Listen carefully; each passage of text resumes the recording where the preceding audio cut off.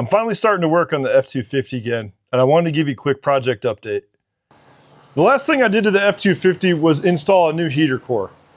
The old one wasn't leaking, but it was pretty rotted out, corroded, rusty, and it was just a matter of time before that thing just failed on me.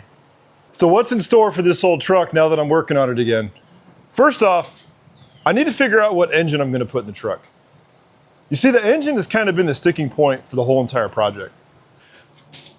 A 351 modified came out of it when it grenaded itself.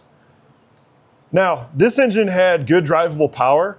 I'm assuming it had some kind of camshaft. It had this dual plane intake manifold. Probably had some good timing advance in it. And it would have been good enough had it not failed. Now that it's failed, I want to put something a lot better in it. My first thought was to find a 400 modified. So I found one. But then when I took the engine apart for rebuild, I found out it had a 351 crank in it, and then I took all the parts, organized them nice and neat on the shelf, and moved on to the next project, which is why this project has stalled for so long. So what engine should I put in it? I love the idea of putting a Cummins in it, plus I love diesels. If I do that, I'd have to swap out the transmissions though, because this has a C6 3-speed and 410 gears, so that would not be good going down the highway. It does have the heavy duty leaf springs due to the factory plow setup. Or do I find a 460? I think a 460 would probably be simpler, still really cool, tons of power, plus that old big block sound and feel driving down the road. So not a bad option either. Let me know what you think. I could really use some help with this, so put down in the comments what you think I should put in the truck. Also, if you know any Dentside Ford gurus, please share this with them and let them chime in, because I do know enough about these trucks that there is a lot of variation and a lot of options for them. In addition to the new motor, I've got a lot of stuff left to do to the truck. While the engine's out and the front end's exposed, I'm going to go ahead and clean up and coat the frame. I also need to go through and replace all the hard and soft lines with the brake system.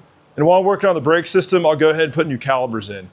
The whole entire brake system worked good for an old truck, but now that I've got everything out and look a little closer, it's pretty nasty and corroded. So it's just a matter of time before those hard lines fail. I also need to go through and replace a lot of the steering components because it's all exposed and the steering wasn't the greatest on this truck while I was on the road anyways. I also need to swap out the full-time NP203 transfer case that's currently in the truck for one of these mint Ford NP205 transfer cases I have that are ready to go in. Body-wise, the truck is okay. Not perfect, okay. I do have some dents and dings that I need to fix that this truck had probably accumulated over years of active duty service as a plow truck on Grissom Air Force Base, but I can fix those when the truck's back on the road and running. There is one thing though, and that's that the tailgate is currently operated with a breaker bar, and I think fixing that would increase quality of life when doing truck things. So I think I'm gonna take care of that. Inside the cab, I don't think the truck really needs much, at least at the moment. I do want to put one of those retro radio units in, but I'm not really sure which brand's better than the other. So if you've got a brand you recommend, just let me know in the comments because that'd be super helpful. Then I want to get the gauge cluster to work right. The one I currently have in the truck, only the speedometer as well as the turn signals work. I do have one on the workbench, but I don't know if it works. So I need to test that out and see if it's any good. Then maybe some sound deadening around the transmission tunnel, as well as probably on the floor pans. That's gonna do it for this project update. Like I said earlier, let me know what engine you think I should put in this old truck in the comments. And if you know any Dentside Ford guru buddies, let them know too, so that way they can chime in. Thanks for watching.